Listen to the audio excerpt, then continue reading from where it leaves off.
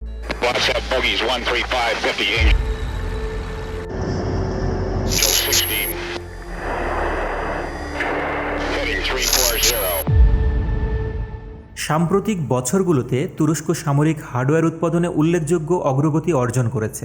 একদা ইউরোপের রুগ্ন মানুষ নামে পরিচিত তুরস্কে কী এমন ঘটল যে 70% অস্ত্র আমদানিকারকের কাতার থেকে বিশ্বের টপ 10 অস্ত্র রপ্তানিকারকের খাতায় নাম লেখাতে যাচ্ছে? নিজ দেশের সামরিক সরঞ্জামের প্রায় 80% এখন নিজেরাই উৎপাদন করছে। সামরিক হার্ডওয়্যার প্রোডাকশনে তুরস্কের এই ঊর্ধ্বগতির নানা কারণ রয়েছে। গ্লোবাল মঞ্চের পক্ষ থেকে সেই কারণগুলোই আমরা আজকে তুলে ধরার চেষ্টা করব।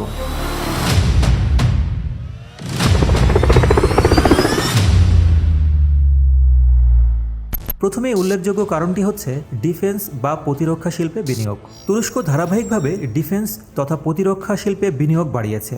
দেশের প্রতিরক্ষা বাজেট ক্রমাগত বৃদ্ধি পেয়েছে, যা বড় বড় গবেষণা ও উন্নয়ন এবং উৎপাদন ক্ষমতা বৃদ্ধির জন্য দারুণভাবে কাজ করেছে।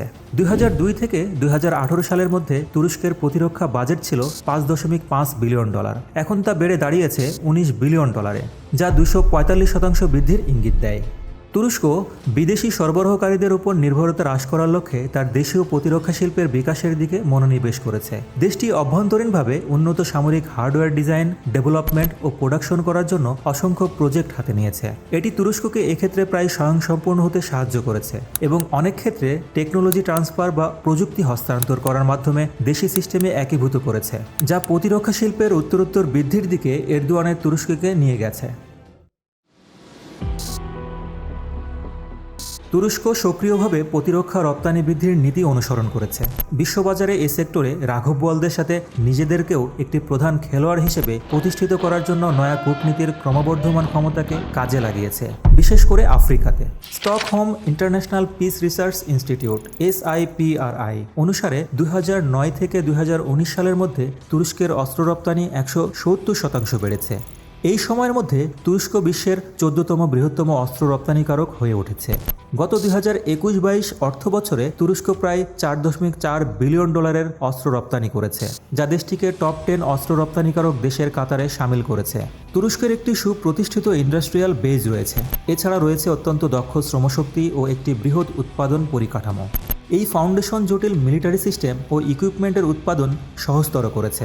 দেশের হার্ডওয়্যার ইন্ডাস্ট্রি, স্পেস সরঞ্জাম প্রস্তুত ও জাহাজ নির্মাণ শিল্পও এর প্রতিরক্ষা শিল্পের বৃদ্ধিতে অবদান রেখেছে।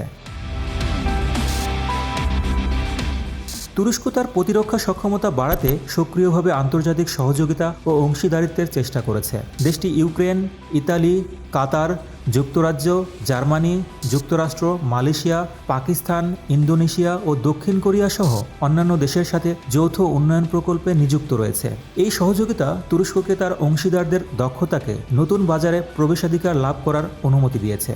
তুরস্ক তার প্রতিরক্ষা পণ্যের পোর্টফোলিও ডাইভার্সিফাইড করার দিকে মনোনিবেশ করেছে। সাঁজোয়াযান ও নৌযান থেকে শুরু করে মনুষ্যবিহীন আকাশযান ব্যবস্থা ও অত্যাধুনিক ক্ষেপণাস্ত্র উৎপাদন করছে। এই বৈচিত্র্যকরণ কৌশলটি তুরস্কের মিলিটারি হার্ডওয়্যার বাজারের পরিসীমা প্রসারিত করেছে ও বিশ্বব্যাপী এর প্রতিযোগিতার হার নিঃসন্দেহে বাড়িয়েছে। তুরস্ক তার প্রতিরক্ষা শিল্পে প্রযুক্তিগত অগ্রগতিকে অগ্রাধিকার দিয়েছে, গবেষণা ও উন্নয়নে ব্যাপক বিনিয়োগ করেছে, যার ফলে অত্যাধুনিক সিস্টেম ও প্রযুক্তির উৎপাদন করা সম্ভব হচ্ছে। উদাহরণস্বরূপ তুরস্কের দেশীয় যুদ্ধ ড্রোন বাইরাক্টার TB2 তার সক্ষমতার জন্য আন্তর্জাতিক স্বীকৃতি অর্জন করেছে। এটি বিশ্বের প্রায় 30টি দেশে এ পর্যন্ত বিক্রির চুক্তি স্বাক্ষরিত হয়েছে। ফলে বিশ্বে মিলিটারি ড্রোন রপ্তানিতে তুরস্ক এখন যুক্তরাষ্ট্র, ইসরায়েল ও চীনের মতো পরাশক্তিদের সাথে পাল্লা দিচ্ছে।